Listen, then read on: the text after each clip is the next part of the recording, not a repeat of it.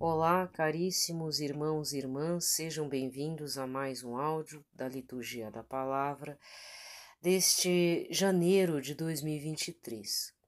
Nesta introdução, que vai ser a introdução daqui para dia 31 de janeiro, vamos rezar o tema, uma oração para o tema deste mês, que é o Santíssimo Nome do Senhor Jesus Cristo.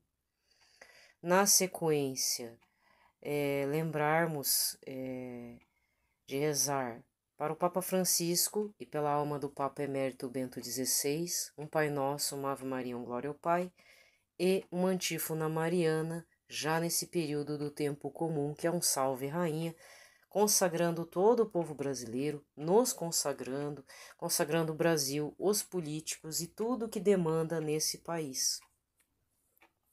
Então vamos iniciar fazendo o sinal de nossa fé. Pelo sinal da Santa Cruz, livrai-nos Deus nosso Senhor de todos os nossos inimigos, em nome do Pai, do Filho e do Espírito Santo. Amém. Vamos fazer uma breve consagração ao Sagrado Coração de Jesus, né? E meditemos a respeito do Santíssimo Nome do Senhor Jesus Cristo. Meu amável Jesus, para vos testemunhar meu reconhecimento e em reparação das minhas infidelidades, eu dou-vos meu coração, consagrando-me inteiramente a vós, e proponho com vossa graça nunca mais ofender-vos. Pai nosso, que estais nos céus, santificado seja o vosso nome, venha a nós o vosso reino, seja feita a vossa vontade, assim na terra como no céu. O pão nosso de cada dia nos dai hoje, perdoai-nos as nossas ofensas, assim como nós perdoamos a quem nos tem ofendido, e não nos deixeis cair em tentação, mas livrai-nos de todo o mal. Amém. Ave Maria, cheia de graça, o Senhor é convosco, bendita sois vós entre as mulheres, bendito é o fruto do vosso ventre, Jesus. Santa Maria, Mãe de Deus, rogai por nós, pecadores, agora e na hora de nossa morte. Amém. Glória ao Pai, ao Filho e ao Espírito Santo, como era no princípio, agora e sempre. Amém. Antes que me esqueça, o tema de oração para a Rede Mundial de Oração do Papa, que engloba todos os apostolados de oração para este mês de janeiro do ano de 2023, refere-se a rezarmos pelos educadores. Rezemos para que os educadores sejam testemunhas credíveis, ensinando a fraternidade em vez da competição e ajudando, em particular, os jovens mais vulneráveis. E agora nós rezamos um Salve Rainha para fechar este momento oracional. Salve Rainha, Mãe de misericórdia, vida, doçura e esperança nossa salve. A vós bradamos, degredados filhos de Eva, a vós suspirando, gemendo e chorando neste vale de lágrimas. Eia, pois, advogada nossa, esses vossos olhos misericordiosos a nós volvei, e depois desse desterro, mostrai-nos Jesus. Bendito é o fruto do vosso ventre, ó clemente, ó piedosa, ó doce sempre Virgem Maria. Rogai por nós, Santa Mãe de Deus, para que sejamos dignos das promessas de Cristo. Amém. E nesse dia 14 de janeiro de 2023, sábado, nós fechamos a primeira semana do tempo comum. A cor litúrgica é a verde, santo do dia, Santa Elizabeth Anna Bailey Seton. Tem outros, tá? Tem também o bem-aventurado Pedro Donders.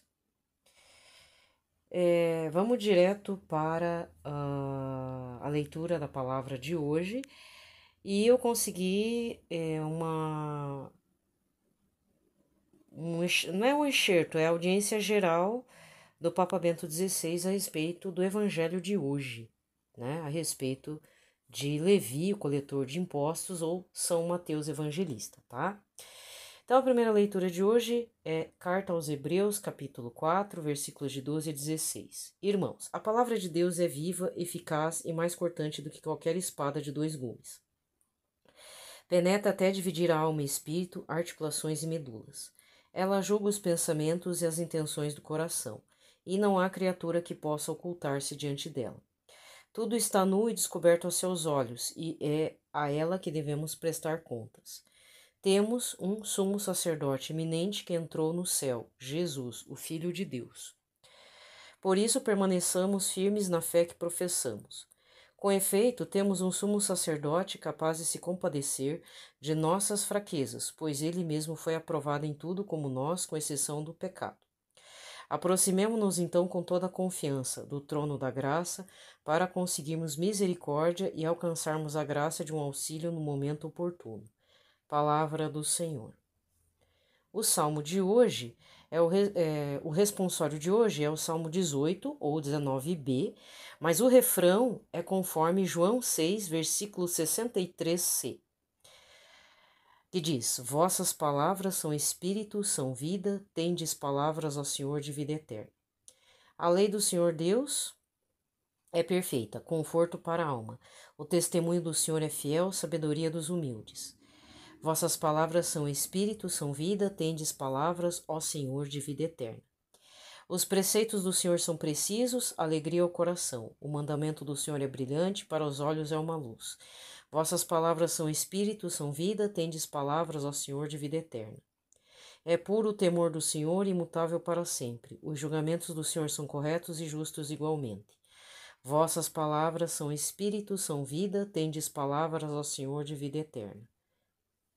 Que vos agrade o cantar dos meus lábios e a voz da minha alma, que ela chegue até vós, ó Senhor, meu rochedo e redentor. Vossas palavras são espírito, são vida, tendes palavras, ó Senhor, de vida eterna. Evangelho de hoje, Marcos 2, versículos de 13 a 17.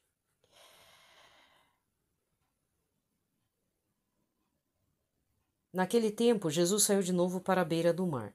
Toda a multidão ia a seu encontro, e Jesus os ensinava. Enquanto passava, Jesus viu Levi, o filho de Alfeu, sentado na coletoria de impostos, e disse-lhe: Segue-me. Levi se levantou e o seguiu. E aconteceu que, estando à mesa na casa de Levi, muitos cobradores de impostos e pecadores também estavam à mesa com Jesus e seus discípulos. Com efeito, eram muitos os que o seguiam. Alguns doutores da lei, que eram fariseus, viram que Jesus estava comendo com pecadores e cobradores de impostos. Então eles perguntaram aos discípulos: por que ele come com cobradores de impostos e pecadores? E tendo ouvido, Jesus respondeu-lhes: não são as pessoas sadias que precisam de médico, mas as doentes. Eu não vim para chamar justos, mas sim pecadores. Palavra da salvação.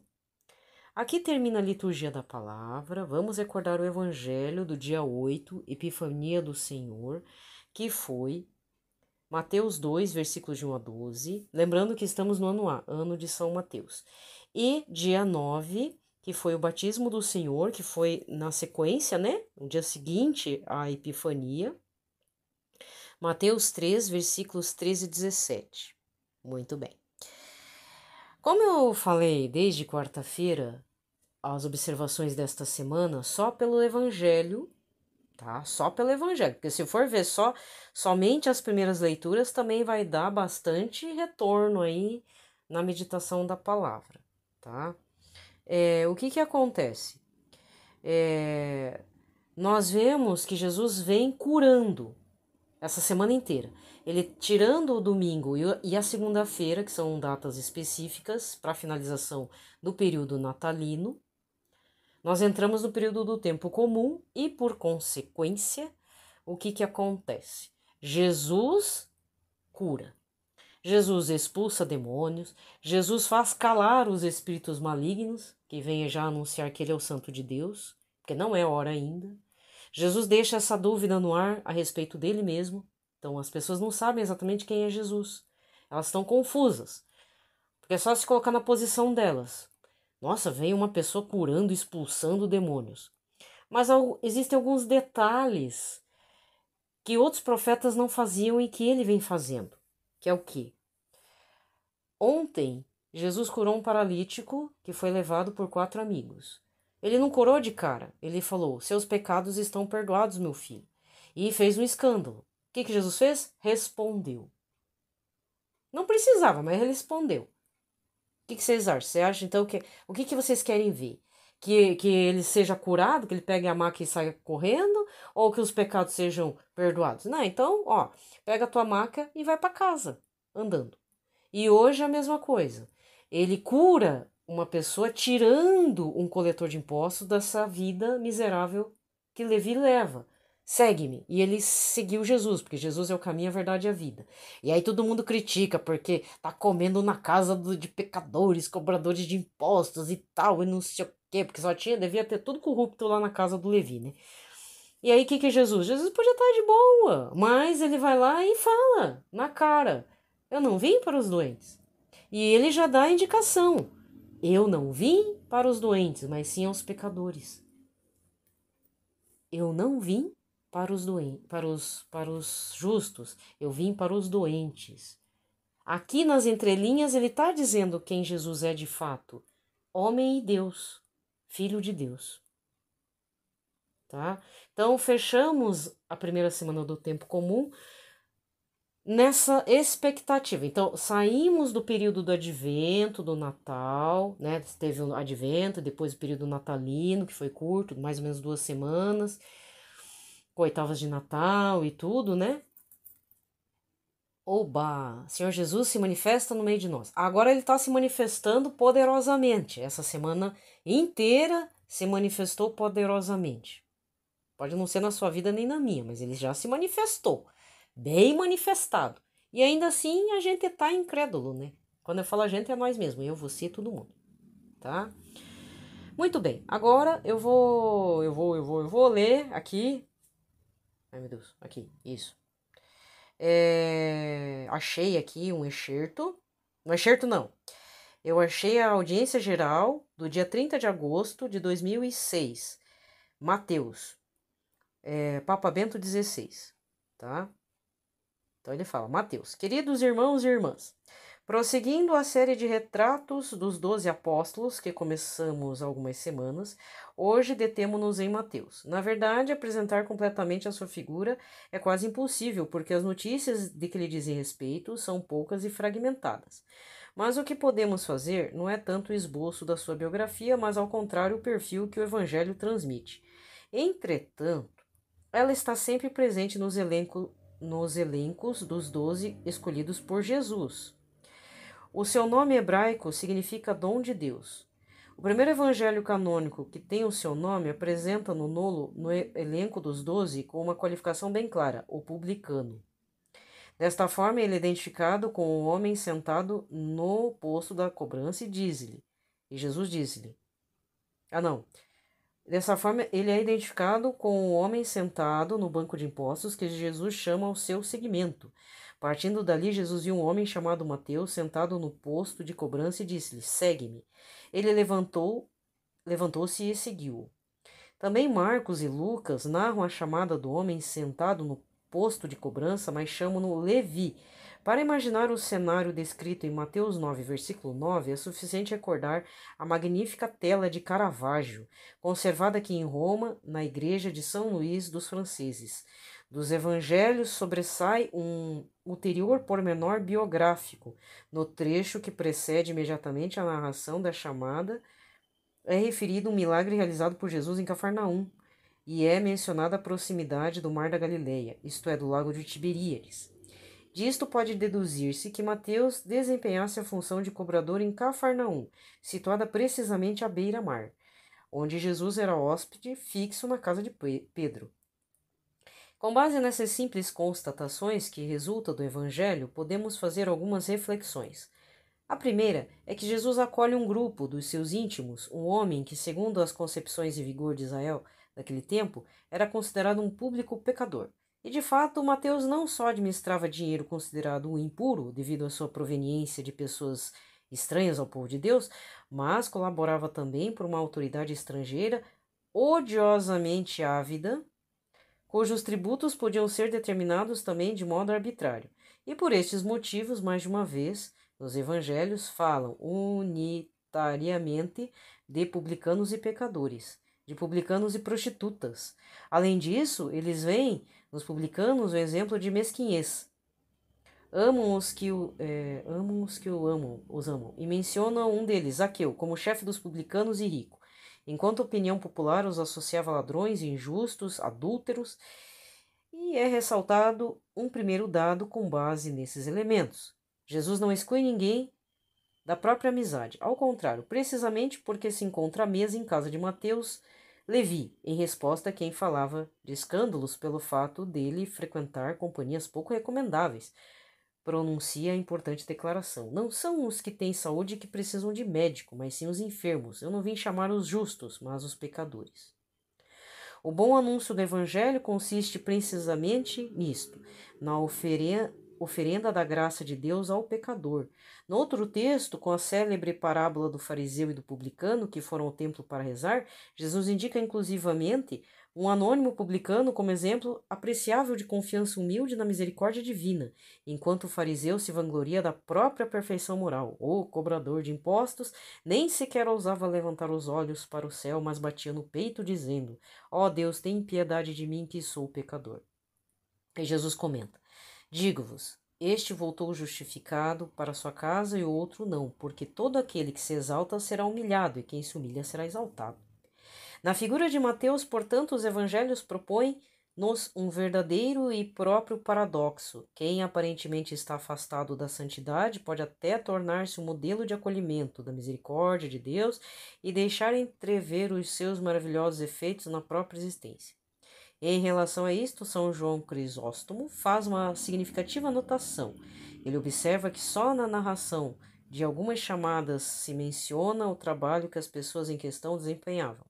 Pedro, André, Tiago e João são chamados quando estão a pescar. Mateus, precisamente, quando cobra os impostos.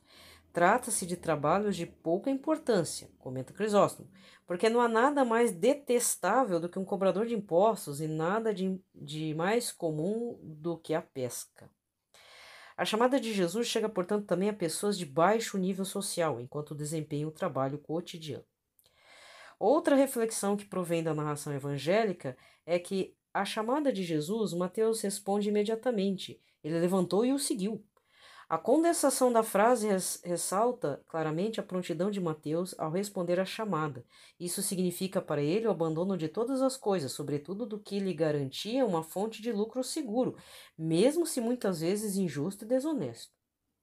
Evidentemente, Mateus compreendeu que a familiaridade com Jesus não lhe permitia perseverar em atividades desaprovadas por Deus.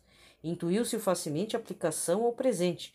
Também hoje não é admissível o apego a coisas incompatíveis com o seguimento de Jesus, como é o caso das riquezas desonestas. Certa vez, ele disse sem meio termos: se queres ser perfeito, vai, vende o que tens, dá o dinheiro aos pobres e terá um tesouro no céu. Depois vem e segue-me. Foi precisamente isso que Mateus fez. Levantou-se e seguiu-o. Neste levantar-se, é legítimo ver o abandono de uma situação de pecado e, ao mesmo tempo, a adesão consciente a uma existência nova, reta, na comunhão com Jesus. Por fim, recordamos que a tradição da Igreja Antiga concorda na atribuição a Mateus da paternidade do primeiro evangelho. Isso acontece já a partir de Papias, bispo de Herápolis, na Frígia, por volta do ano 130. Ele escreve: Mateus reuniu as palavras do Senhor em língua hebraica, e cada um as interpretou como podia. O historiador Eusébio acrescenta esta notícia. Mateus, que primeiro tinha pregado aos hebreus, quando decidiu ir também a outros povos, escreveu na sua língua materna o evangelho por ele anunciado. Assim procurou substituir com a escrita, junto daqueles dos quais se separava, aquilo que eles perdiam com a sua partida. Já não temos o evangelho escrito por Mateus em hebraico ou em aramaico, mas no evangelho grego que ainda continuamos a ouvir, de certa forma, a voz persuasiva do publicano, Mateus, que, tendo se tornado apóstolo, continua a anunciar-nos a misericórdia salvadora de Deus, e ouvimos esta mensagem de São Mateus. Meditamos lá sempre de novo para aprender também a nós levantar-nos e a seguir Jesus com determinação. Aqui termina tudo, tá? Tô me esforçando para colocar algumas coisas assim mais saudáveis no pitaco do dia. Por quê? Pois é. Eu vou finalizar com essa. O pitaco do dia eu pretendo mudar radicalmente porque as notícias não estão boas, gente. E aí, se eu for para deixar vocês atribulados, eu já tô atribulado. Se eu for para deixar vocês atribulados, aí fica complicado, né? Então, estamos nessa leva, né, da gente tá sentido com com a partida do Papa Bento XVI, mas a gente tem que entender que ele tem que interceder lá pra gente. Todo mundo tem um começo, meio e fim aqui na Terra, né? Ainda não chegou o Senhor Jesus para fazer a ressurreição completa. Com o tempo eu vou pesquisar coisas do Monsenhor Jonas Abib e trazer também. O Monsenhor Jonas tinha um blog, para quem não sabe, mas eu não sei se tá ativo ainda. Deixa eu ver se eu consigo ver aqui. Peraí. Ai, tô sem sinal. Mas ele tinha um blog na Canção Nova, não vou conseguir ver agora. E vou tentar trazer alguma coisa. E o Monsenhor Jonas, gente, para quem nunca leu nada dele, só ouviu as homilias, pregações, ele escrevia livros e são livros muito fáceis de ler. Ele era muito sucinto para escrever. Uma delícia. Ler Monsenhor Jonas é papum, assim, no sentido de você ler e entender, ele escrevia simples para ser entendido pelas pessoas simples, mas com bastante conteúdo, viu? Tá? Então, fica a dica também. Mas se você já quiser adiantar, pode procurar os escritos, comprar os livros dele, né? Acho que a Canção Nova não vai reeditar algumas coisas. Tem lá Sim, Sim, Não, Não. Tem vários livros. A Bíblia no Meu Dia a Dia, que é o principal. Devocionários, sabe? Inclusive, vou ver se eu retomo, se não me acontecer nada nesse ano. Mas já fica a dica, né? Tem um livro, é um preparatório rumo a Pentecostes. Então, no dia da Páscoa, iniciamos uma meditação rumo a Pentecostes, tá? Então, ele tem um livrinho, eu comprei um período aí, faz um tempo, acho que foi em 2016, tá? E não me arrependo. O único problema é que, assim, talvez eu não consiga levar de pronto, porque coisas acontecem na minha vida. Aí desestrutura tudo, aí não consigo gravar, não consigo postar nada. Aquelas coisas que você sabe, né? As instabilidades da Dona Maria Helena. Mas só para realmente fechar, eu espero que não, né? Espero que seja só eu. Não, não é Big Brother, gente. Ai, tá chato esse Big Brother. Ui! Infelizmente, às vezes eu dou umas bisoiadas assim na Fazenda. Que é trash mesmo, né? Mas esse ano que foi, a Fazenda foi horrível, eu não quis nem. A única coisa que eu vi foi como que uma pessoa pode ser tão ruim. Ou ela né? A pessoa se perdeu no personagem, mas a pessoa é ruim mesmo, não é possível. Então, é pra gente aprender que existe gente que gosta de gente ruim. Isso. O quê? Você acha que a Carol Conká é ruim? Nossa, Carol Conká deve ser só fachada. É só autoproteção, né? Porque, como diz, ela era negra e foi recriminada, ela pediu desculpas publicamente. Mas a outra pessoa é branca, loira, advogada. Pediu desculpas? Não, tá vivendo a vidinha dela, ela formou o grupinho dela, né? É a única coisa que eu sei, só. O restante foi uma droga, né? Mas eu pretendo não ver mais. O que eu queria dizer mesmo é assim, quem assiste esses programas de violência, né? Tipo Cidade Alerta, Balanço Geral, essas coisas aradas aí. Brasil Urgente. Olha, é aqui só em Curitiba. Porque eu não prefiro nem comentar.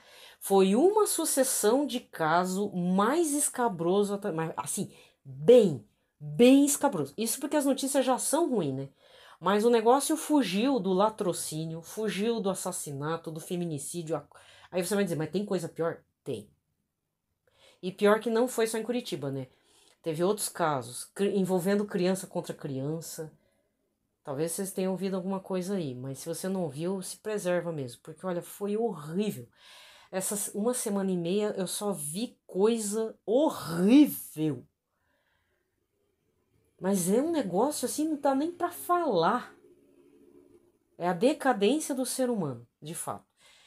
Então você tá indignado ainda com os negócios que aconteceu lá na manifestação? Meu querido, minha querida, vocês não têm ideia de como que a violência tá. Eu prefiro nem falar, prefiro rezar, né? Então, por favor, rezem, continuem rezando pelo Brasil, pelo povo brasileiro, tá? Tá um caos. Se você só ouvir esse tipo de notícia, nem que seja de rebarba, assim, às vezes eu não preciso nem entrar nesses programas. Às vezes no programa normal, assim, que é notícia para falar do IPTU, do IPVA, não sei o que, já entra um negócio escabroso. É cada história, gente. Infelizmente, triste. Tem uns casos meio hilários, né? Tipo, não dá pra nem entender o que que aconteceu, mas eu também nem vou falar porque senão os zombadores cairão no inferno, né? Porque chega a ser até coisa de zombador, gente. Teve uma notícia assim bem doida mesmo. Na verdade eu não entendi nada, mas vou citar. Esse é o menor das coisas, mas pra ver como é que tá bizarro o negócio. O cara foi mordido pela esposa, aí o cunhado entrou no meio e esfaqueou. E eu não sei se esfaqueou que foi mordido ou se ele foi esfaqueado pelo que foi vítima da mordida. Eu sei que foi uma briga generalizada. Não é engraçado, sabe? Parece coisa meio hilária, mas não é. É humor negro, né? Mas teve coisa bem pior essa semana. Bem, bem, bem pior. Nossa, olha, 2 casos em cidades diferentes, em regiões diferentes, de criança atacando criança. Não, não é mordida, não. É com arma branca mesmo. Parecia que eu tava vendo a mesma notícia. Eu fui ver, eram locais diferentes. Só pra você ter ideia a que ponto. Uma criança. Uma criança. Criança contra criança. Porque se fosse jovem com jovem, um tá drogado, um tá bêbado. Não, é criança contra criança, só pra você ter ideia do grau. Mas teve coisa bem pior. Então, assim, não quero deixar ninguém curioso, não procure, não faça nada. Mas é cada coisa que, olha, é triste. É triste. Então, reze bastante pelos seus, peça proteção mesmo, porque, olha, tá tenso a coisa, tá? Fora a violência no trânsito que não para, né, gente? Que as pessoas não se cuidam, mete o pé aí no acelerador, desmonta o carro, quase morre, ainda que tem criança dentro do carro. Então tem uns negócios. Fora como é que tá aqui a 277, a BR 376, lá pro litoral, tá um caos. Por favor, não venham aqui pro litoral, tá? Não vão também pra Estrada Graciosa, por favor. Tá interditado lá também. Enquanto estiver chovendo, não vão. Tá tudo desmoronando na Estrada da Graciosa. E lá é perigoso. Já eu achava perigoso antes de ter tudo isso. Né? Aquelas curvas aradas e paralelepípedo. Lindo, maravilhoso. Mas quando é seco, né? Tá? Então, um abraço a todos. Fiquem em paz, na paz de Cristo, tá, gente? Se cuidem. Realmente, o jeito é se preservar mesmo. Não adianta ficar trazendo esse tipo de história, porque já tá difícil a política brasileira, né, gente? E, ó, reze pelo governo. Não adianta fazer golpe, gente. Parem com isso. Parem, tá? Deixa o Lula governar. Temos que combater as coisas que ele for fazendo. Ah, vai, sei lá, incentivar o aborto. A gente já viu o que ele já fez, né? Ele decretou o dia. Como é que é? O dia do culto afro, né? Enfim, você deve saber. Aí teve gente que ficou brava e tal. Não, mas o. Gente, o Lula é apoiado por essas pessoas. Ele vai passar o pano, vai fazer para quem apoiou ele.